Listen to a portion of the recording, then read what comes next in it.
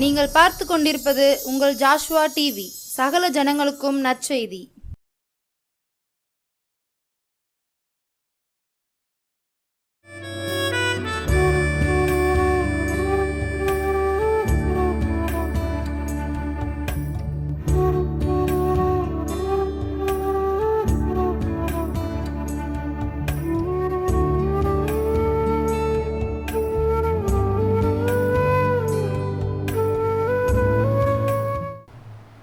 கர்த்தருடைய கிருபையினால் உங்களை ஒவ்வொருவரையும் மீண்டும் பார்க்கும்படியாக இந்த சத்திய வசனத்தை விதைக்கும் பொழுது சுரண்டை ஜாஸ்வா டிவியின் சார்பாக உங்களை ஒவ்வொருவரையும் பார்ப்பதற்கு மிக மிக கர்த்தருக்குள்ளாக நான் சந்தோஷப்படுகின்றேன்.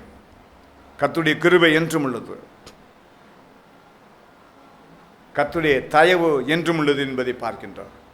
கர்த்தர் யாரை முன்குறித்தாரோ அவரை தேவன் வெட்கப்படுத்தவே மாட்டார் என்பதை பார்க்கின்றோம். ஒருபோதும் வெட்கப்படுத்தவே மாட்டார் என்பதை பார்க்கின்றோம்.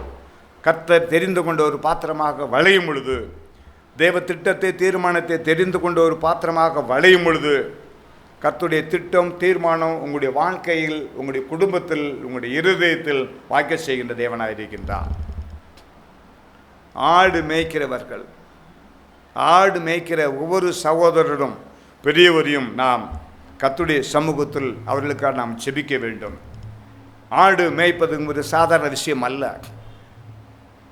அநேக நாட்களாக எங்கள் வீட்டில் 2 ஆடுகள் மட்டும் வளர்ப்போம். கொஞ்சம் பெருசானப்போ விற்றுருவோம். 600, 400, 300 ஆடுகளை 2 மேய்ப்பன் மட்டும் மேய்ப்பாங்க. அவங்களுடைய பாடுகளை, நிந்தனைகளை, போராட்டங்களை நான் கண்ணால் பார்த்துருக்கேன்.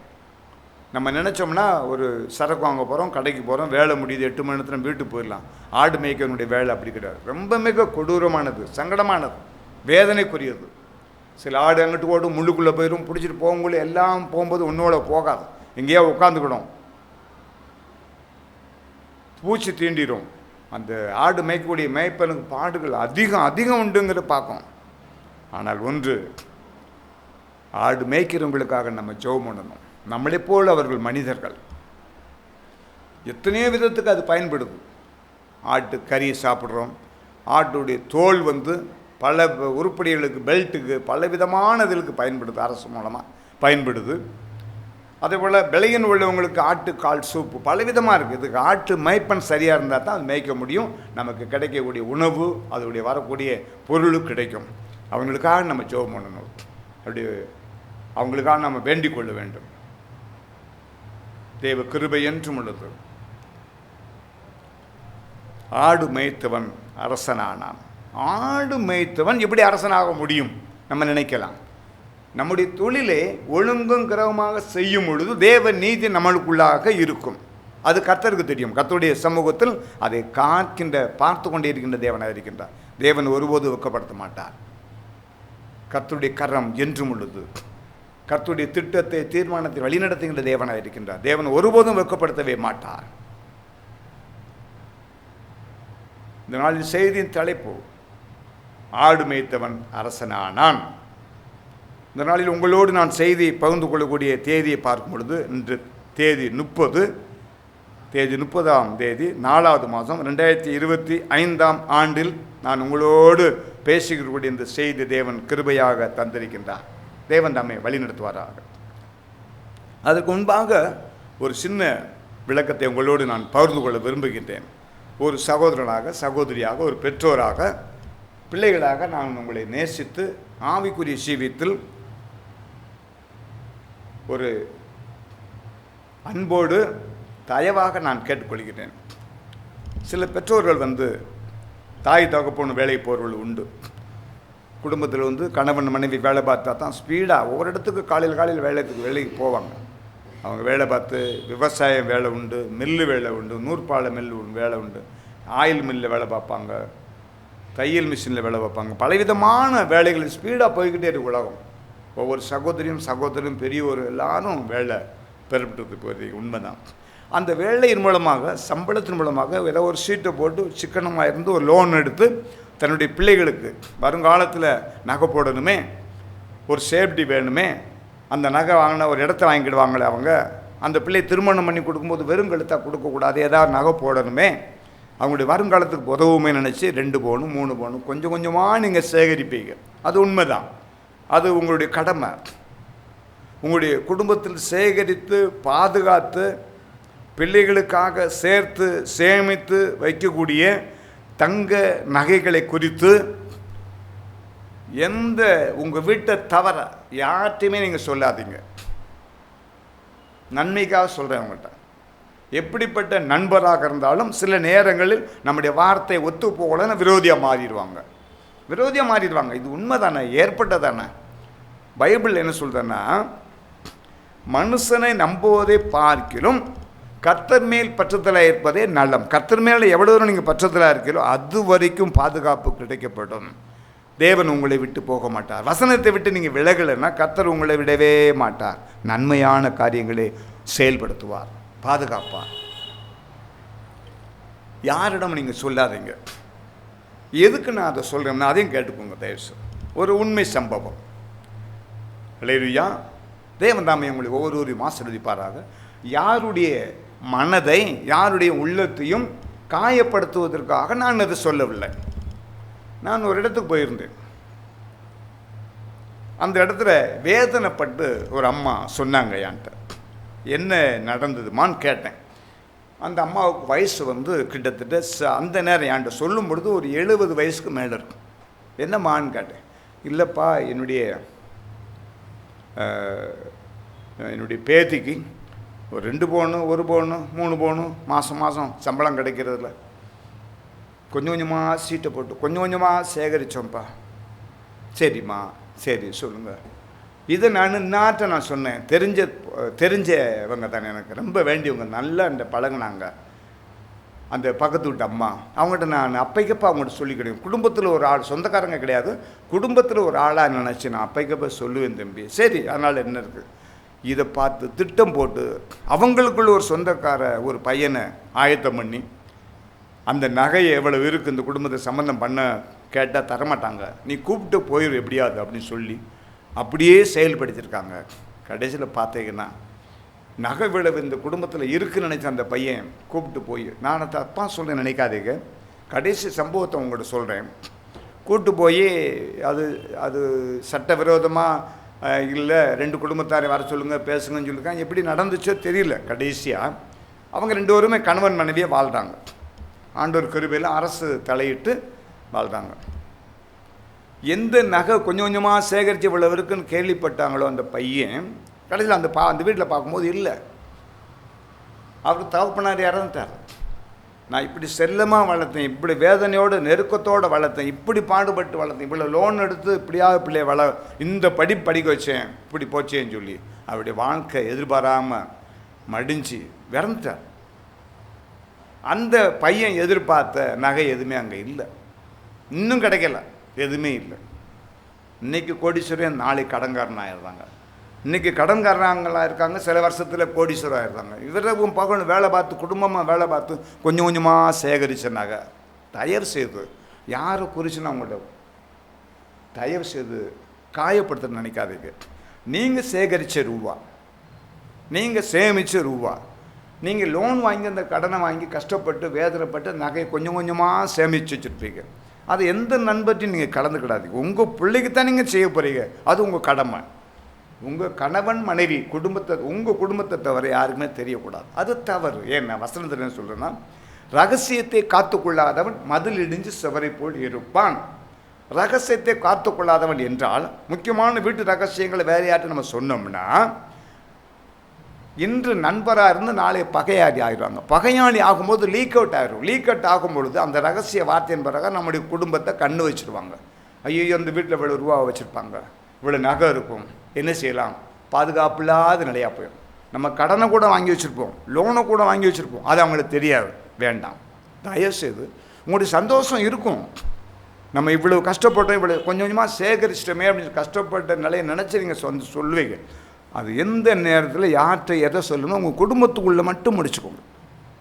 பிறர்கிட்ட சொல்லும் பொழுது அது நன்மையாகவும் இருக்கலாம், தீமையாகவும் மாறும். நான் பார்க்கும் பொழுது வேதனையாக இருக்குது. அந்த தகப்பன் இறந்து போனார். இந்த பையன் எதிர்பார்த்து போன நகை அங்கே இல்லை. அவங்க கடலில் இருந்திருப்பாங்க, இன்னொரு ஆள் நகையை கூட வாங்கி வச்சுருப்பாங்க, இன்னும் பிள்ளைகள் இருக்குது, அவங்க படிப்பு இருக்குது, என்னென்ன இதில் எந்த பாடுகளாக இருக்கும். ஐயோ, நான் இது நினச்சி போனேன் ஒன்றுமே இல்லை. எப்படி ஒன்றுமே இல்லாமல் இருக்கும். அப்போ அந்த வார்த்தைகளை கேட்டு நம்புவது தவறு. தவறு. இந்த நாவுகளில் வரக்கூடிய வார்த்தை நல்ல வார்த்தைகளை நாம் சொல்ல கற்றுக்கொள்ள வேண்டும். ரகசியமான ரகசியமான வார்த்தைகளை நாம் குடும்பத்தோடு மட்டும் வைத்துக்கொள்ள வேண்டும். யாரிடம் சொன்னாலும் அந்த விளைவுகள் எப்படி மாறும், எப்படி முடியும் என்று சொல்லவே முடியாது. எந்த இடத்துல நடந்துங்கிற ஊரவோ பேரவோ நான் உங்கள்கிட்ட சொல்ல விரும்பலை. நான் யாரையும் காயப்படுத்த விரும்பலை. எதை சொல்ல வேண்டும், எதை சொல்லக்கூடாதுன்னு வசனத்தில் இருக்குது. அதனால தான் உங்கள்கிட்ட அன்பை கட்டு நீதிமொழிகள் இருக்குது. தன் ரகசியத்தை காத்துக்கொள்ளாதவன் மதிலிடிந்த சுவரை போல் இருப்பான் என்றால், ஒரு வீடு அருமையாக கட்டி முடிஞ்சு பளிங்கு போட்டு சூப்பராக முடிஞ்சிச்சு. சுற்றி இருக்கக்கூடிய காம்பவுண்டு மண் சுவராக இருந்து மழை பெஞ்சு இடிஞ்சு விழுந்திருந்தால் அந்த வீட்டுக்கு மதிப்பே இருக்காது, பாதுகாப்பே இருக்காது. அதுதான் மதில் இடிஞ்சு சுவரை போல் இருப்பான். வீடு அழகாக இருக்கும், காம்பவுண்டு மண் சுவராக வச்சு மழைக்கு நனைஞ்சு தரமட்டமாக ஆகிப்போச்சுன்னா அந்த வீடு பார்க்கவே அசிங்கமாக இருக்கும். தர வெறும் செம்மண்ணாக இருக்கும், அந்த தலைமுறை அசிங்கமாக. அதுதான் ரகசியத்தை காத்துக்கொள்ளாதவன் மதில் இடிஞ்ச சுவரை போல் இருப்பான். தேவன் தாமே ஆசீர்வதிப்பாரா. செய்திக்குள்ளே கடன் சொல்லுவோம். இது விரும்புகிறவங்க நான் சொல்கிறது சரியாக இருந்தால் எடுத்துக்கோங்க. உங்கள்கிட்ட அதை நான் கண்டிஷனாக சொல்ல அன்பாக என்னுடைய அனுபவத்தை உங்களுக்கு பிரயோஜனமாக இருக்கும், சேஃப்டியாக இருக்கும். உங்கள் சகோதரனாக நினைங்க, என்னைய உங்களுடைய பிள்ளையாக என்ன நினைங்க. மற்ற எந்த வார்த்தையும் சொல்ல நான் விரும்பலை. நல்லதை உங்கள்கிட்ட சொல்ல கருத்தை விரும்புகிறேன். தேவன் தாமே வழிநடத்து வராங்க. ஆடு மேய்த்தவன் அரசனானான். 1 சாமுவேல் 16ஆம் அதிகாரம் 1 முதலாக 14 வரையிலும் நாம் பார்க்கும் பொழுது தாவீது நல்ல ஒரு வசனத்தை நாம் பார்க்கின்றோம். இந்த தாவீது 1 நாளாகமம் 2:15-16 படி ஈசாயின் 7வது குமாரன். நல்ல ஒரு உற்சாகம் உள்ள வார்த்தை. யூத தேசத்தில் சேர்ந்தவன். அருமையான 1 சாமுவேல் 16-17 பார்ப்போம். இந்த தாவீது ஆடுகளை மேய்த்தான். இது நடந்தது.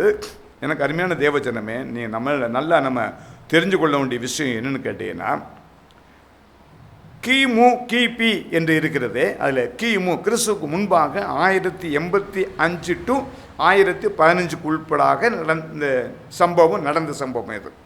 1 சாமுவேல் 16ஆம் அதிகாரம் 13 அப்பொழுது சாமுவேல் தைல குப்பை எடுத்து தாவீது அபிஷேகம் பண்ணினான்.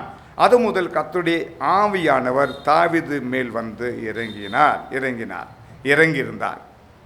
சிறு வயதில் ஆடுகளை மேய்த்தவன், இளம் பிராயத்தில் நல்ல பெயர் பெற்றவன், சவுளை பிடித்த அருமையான தேவனுக்கு பிரியமில்லாத ஆவியை நீக்கும்படி சுரமண்டலத்தின் மூலமாக வாத்தியத்தின் மூலமாக வாசித்து ஒரு தேறின மனுஷன். 1 சாமுவேல் 16ஆம் அதிகாரம் 23ஆம் வசனம். பராக்கிரமசாலி, யுத்த வீரன், காரிய சமர்த்தன். அது மட்டுமல்ல, ஆடுகளை மேய்ந்து கொண்டு இருக்கும் பொழுதே ஆபத்து வந்ததும் ஒரு சிங்கத்தையும் ஒரு கரடியும் கொன்று போட்டவன். கிமு கிறிஸ்துக்கு முன்னால் நடந்த சம்பவத்தை பழைய ஏற்பாட்டில் உங்கள்கிட்ட நான் பகிர்ந்து கொள்கிறேன்.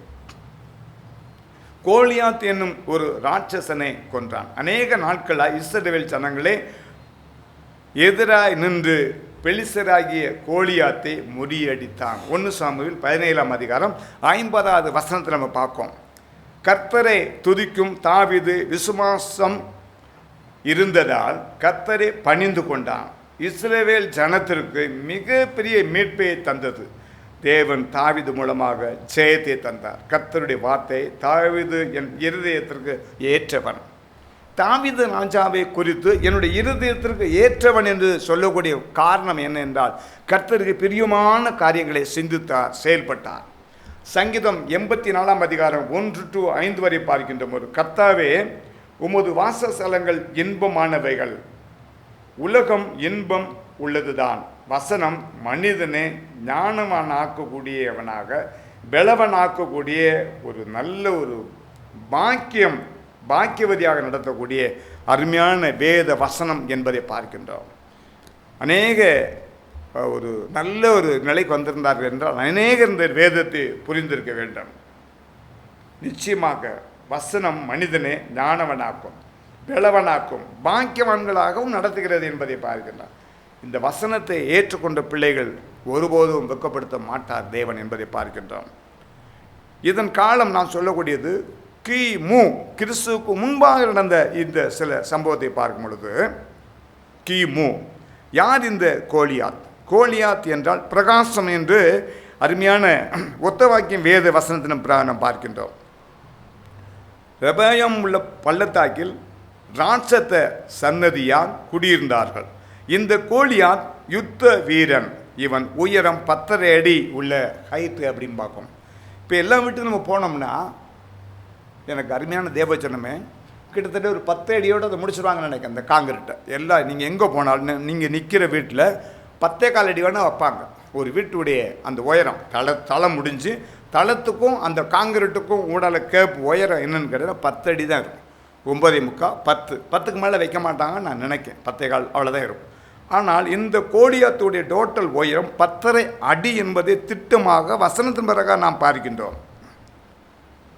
2 சாமுவேல் 21ஆம் அதிகாரம் 19 நம்ம பார்ப்போம்.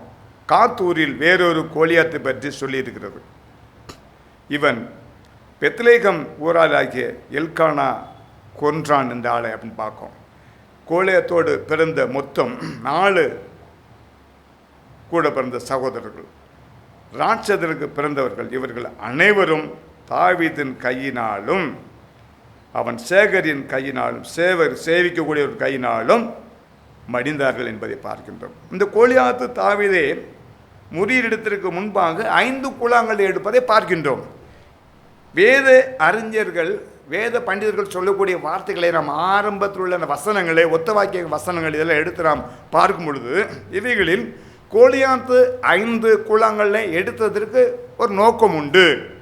ஏனென்றால் கோலியாத்தோடு கூட பிறந்த சகோதரர்கள் 4 பேர் என்பதை பார்க்கின்றோம்.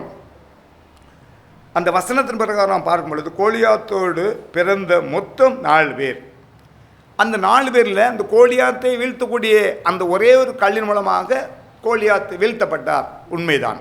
அதற்கு மீண்டும் அவருடைய சகோதரர்கள் வந்தார்கள் என்று அவர் தற்பாதுகாப்பாக மீண்டும் செயல்பட வேண்டும் என்ற ஒரே நோக்கத்தோடு 5 கூழாங்கல்லை தேவனுடைய தாசனாகிய தாவீது எடுத்தார் என்பதே இந்த வேறு பண்டிதர் மூலமாக நாம் அநேக காரியங்களை கேள்விப்படுகின்றோம்.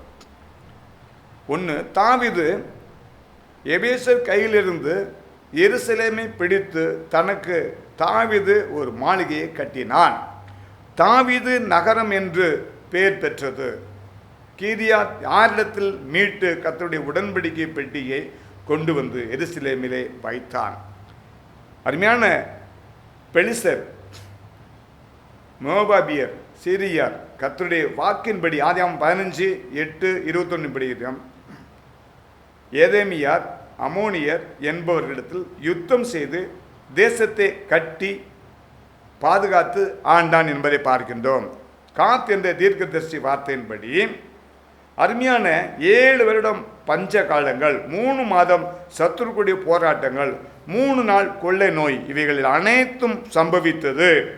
ஆனாலும் தாவீது மற்றவரிடத்தில் இவன் எல்லா ராஜாக்களையும் விட இவர் கீர்த்தி பெற்றான் கர்த்தருடைய சமூகத்தில் அப்படின்னு பார்க்குறோம். கர்த்தரே நம்பி இருந்தபடினால் வெட்கப்பட்டு போகவில்லை.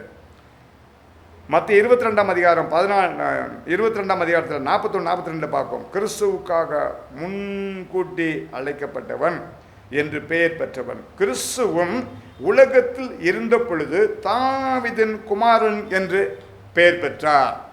தாவீதின் குமாரன் என்று இயேசு கிறிஸ்து பெயர் பெற்றார். அவருடைய வம்சத்தில் பிறக்க வேண்டும் என்பதே தேவ திட்டமாக காணப்பட்டது. முன்கூட்டி தெரிந்து கொண்ட பாத்திரம் தாவீது. ஒரு ராஜாவாக தேவன் வழி நடத்துகிறார். ஒரு ராஜாவுக்கு வேண்டிய அந்தஸ்தையும் கிருபையும் பாதுகாப்பையும் தருகின்றார். அந்த கோலியாத்தின் மூலமாக அநேக நேரங்களில் அந்த இஸ்ரவேல் ஜனங்கள் பயந்து நெருக்கப்படுகின்றார்கள். ஐயோ என்னாமோன்னு. ஆனால் தேவ சமூகத்தில் குள்ளனான ஆடுகளை மேய்த்து கொண்டிருந்த ஒரு அருமையான தாவீதை ராஜாவாக அபிஷேகம் பண்ணப்பட்டார், ராஜாவாக தெரிந்து கொள்ளப்பட்டார். அதன் பின்பாக என் இதயத்திற்கு ஏற்றவன் என்று தேவனுடைய வார்த்தையை நாம் பார்க்கின்றோம். இந்த நாளின் செய்தியின் தலைப்பு, ஆடுகள் மேய்த்தவன் அரசனானான். நிச்சயமாக உங்களுடைய ஏற்கக்கூடிய சூழ்நிலைகளை நீங்கள் பார்க்காதீர்கள். சூழ்நிலையை மாற்றும் தேவன். வேதனை, நெருக்கம், பாடு, உபத்திரங்களை கடந்து வந்திருப்பீங்க. அதெல்லாம் மாறும். இந்த மாதத்தில் மாறும், இந்த நாட்களில் மாறும். தேவனோடு எப்படியாக கீழ்ப்படிந்தாரோ, அவருக்கு வேதனை, நெருக்கம், பாடுகள் வரும்பொழுதெல்லாம் வசனத்தை எழுதினார். சங்கீதம், அநேக சங்கீதத்தை எழுதியிருக்கின்றார். தாவீது ராஜாவுடைய மகன் சாலமோன் ராஜா 31 அதிகாரங்கள், நீதிமொழிகளை எழுதி தந்திருக்கின்றார். எவ்வளவு நமக்கு பிரயோஜனமாக, எவ்வளோ ஒரு ஊக்கமாக காணப்படுகிறது இந்த வசனங்கள். நினைச்சு பாருங்கள். எனக்கு அருமையான தேவ சொன்னமே, தேவன் தம்மை ஆசீர்வதிப்பாராக. இது நேசியுங்கள். தேவ திட்டத்தை, தீர்மானத்தை தேவன் உங்களுடைய வாழ்க்கையை நிறைவேற்றுவார். ஆமென், ஆமென். தேவன் ஒருபோதும் ஒருவரையும் வெட்கப்படுத்த மாட்டார் என்பதை பார்க்கின்றோம். தேவ கிருபை என்றும் உள்ளது. கர்த்தருடைய பிள்ளைகளுக்கு ஒருபோதும் தேவன் வெட்கப்படுத்த மாட்டார். ஆமென், அல்லேலூயா.